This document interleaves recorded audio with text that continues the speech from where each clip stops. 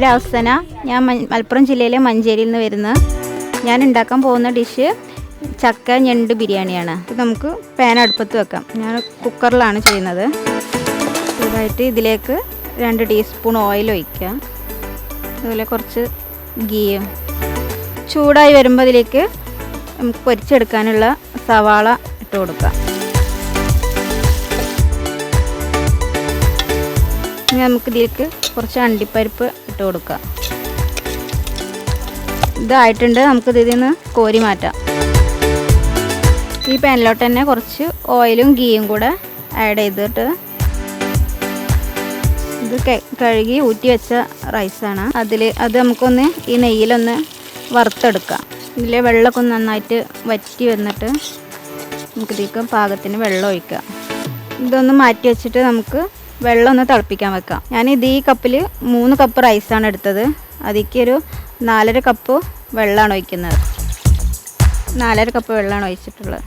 വെള്ളം നന്നായി തിളക്കുന്നുണ്ട്. ഇത് നമുക്കിനി ആ വറുത്ത് വെച്ച റൈസിലേക്ക് ചേർക്കാം.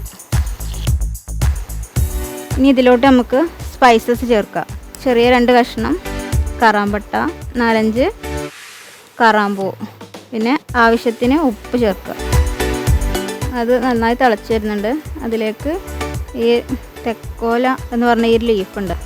ഇനി ഇത് നന്നായി തിളച്ച് വരുന്നുണ്ട്. നമുക്കിനി കുക്കറൊന്ന് അടച്ചു വെക്കുക. ഇത് ഒരു വിസിലാകുമ്പോൾ ഓഫ് ചെയ്യാം. ഇതൊരു വിസിലടിച്ചിട്ട് നമുക്ക് ക്രാബിൻ്റെ മസാല ഒന്ന് ഉണ്ടാക്കിയെടുക്കാനുണ്ട്.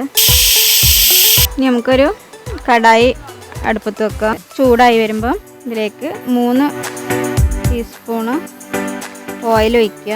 അതുപോലെ തന്നെ ഒരു 3 ടീസ്പൂണ് ഗീയും. ഇനി ഓയിൽ ചൂടായി വരുമ്പോൾ അതിലേക്ക് അരിഞ്ഞു വെച്ചിട്ടുള്ള സവാള ചേർത്ത് കൊടുക്കുക. സവാള നന്നായി വഴണ്ട് വന്നിട്ടുണ്ട്. അതിലേക്ക് നമുക്ക് തക്കാളി ചേർത്ത് കൊടുക്കുക. ഒരു 3 മീഡിയം സൈസുള്ള തക്കാളിയാണ്. തക്കാളി നല്ലോണം ഒന്ന് വഴണ്ട് വരണം. ഇനി നമുക്കിതിലോട്ട് പൊടികളൊക്കെ ഒന്ന് ചേർത്ത് കൊടുക്കാം. കുരുമുളക് പൊടി ഒരു 1.5 ടീസ്പൂൺ, ഇഞ്ചി വെളുത്തുള്ളി പച്ചമുളക് അരച്ച് വെച്ചതാണിത്. അതൊന്ന് ചേർത്ത് കൊടുക്കുക.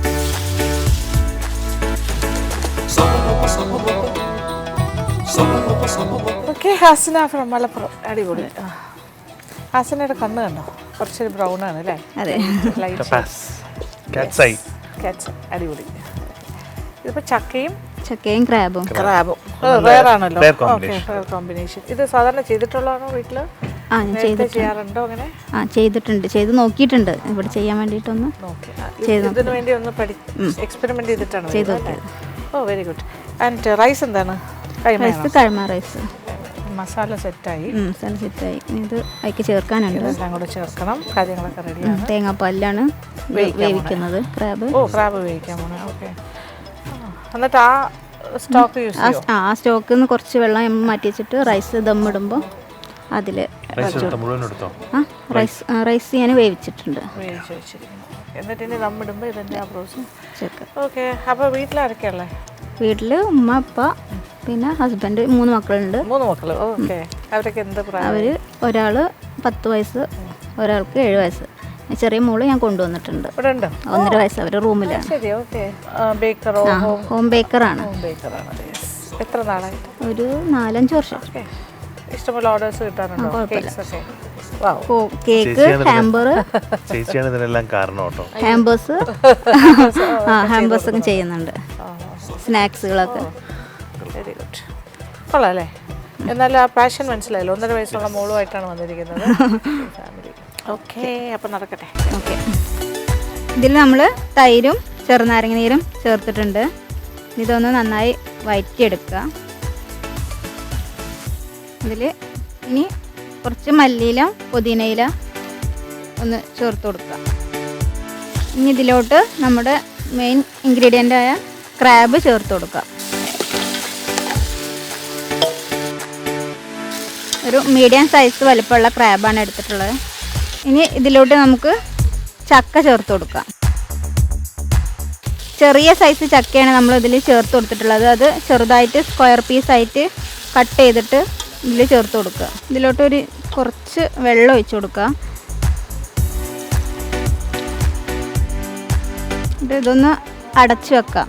ഇത് അടച്ചു വെക്കുമ്പോൾ ആ ക്രാബിലുള്ള വെള്ളമൊക്കെ ഒന്ന് ഇറങ്ങി വരും.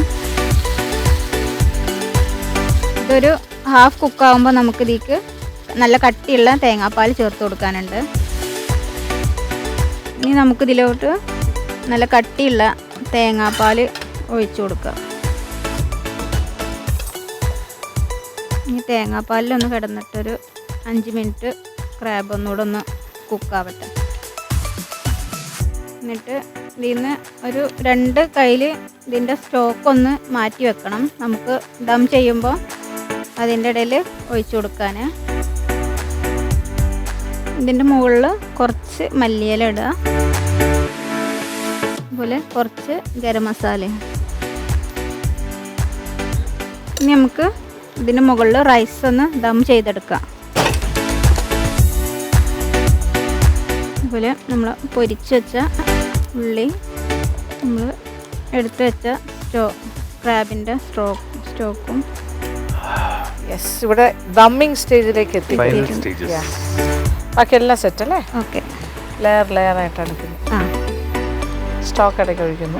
സ്റ്റോക്ക് ഒഴിക്കുന്നുണ്ട്. മസാല, റൈസ് നന്നായിട്ടുണ്ട്. റൈസ് കണ്ടിട്ട് നന്നായിരിക്കണം. അതാണ് സ്റ്റോക്ക്. ഇതാണ് സ്റ്റോക്ക്. ക്രാബ് വെച്ച് ക്രാബും ചക്കയും വേവിച്ചെടുത്ത് അതിൻ്റെ സ്റ്റോക്ക്. എന്ത് ചക്ക? മറ്റേ ചെറിയ ചക്ക? ചെറിയ ചക്ക, നമ്മൾ ഇടിച്ചക്ക എന്നൊക്കെ പറയുന്ന ഉപ്പേരി വെക്കുന്ന ആ ചക്ക. ഇനി ഇത് സെറ്റാണ്. ഇനി എത്ര നേരം തമ്മിൽ വെക്കും? ഇത് 10 മിനിറ്റ്സ്? 10 മിനിറ്റ്. ഓക്കെ, അപ്പോൾ അതെല്ലാം അടിയിലോട്ട് പോയി അല്ലേ? ബാക്കി ചക്കയും. Yes, let's go to the next table. അതാണ്